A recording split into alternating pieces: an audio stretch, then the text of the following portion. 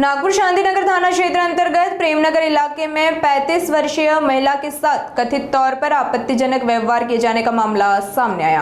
पीड़िता की शिकायत के अनुसार 13 अगस्त को 38 वर्षीय तेजराम उर्फ तेजू भिकाराम मुंडेकर बिना अनुमति उसके घर में दाखिल हुआ।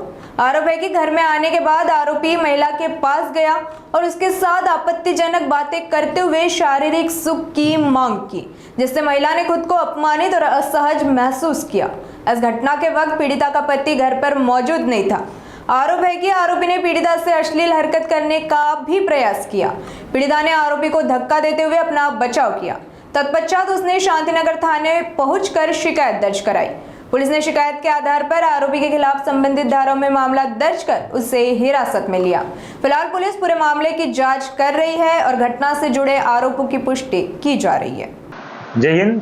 आम्ही पोलीस उपनिरीक्षक प्रशांतराज जाधव, नेमणूक पोलीस ठाणे शांतीनगर।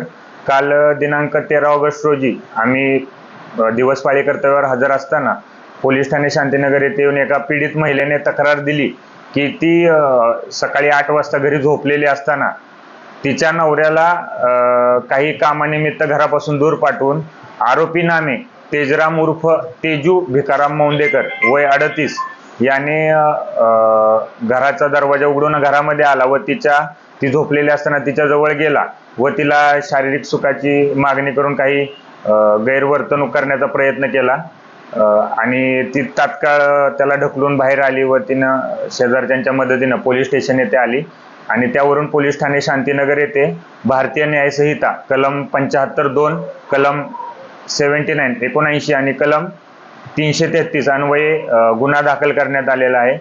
तपास पथकाने आरोपीचा तात्काळ शोध घेऊन त्यास अटक देखील करण्यात आलेली आहे आणि पुढे न्यायालयात पाठवून पुढील कार्यवाहीची तरतूद ठेवण्यात आली आहे आणि तपास देखील चालू आहे।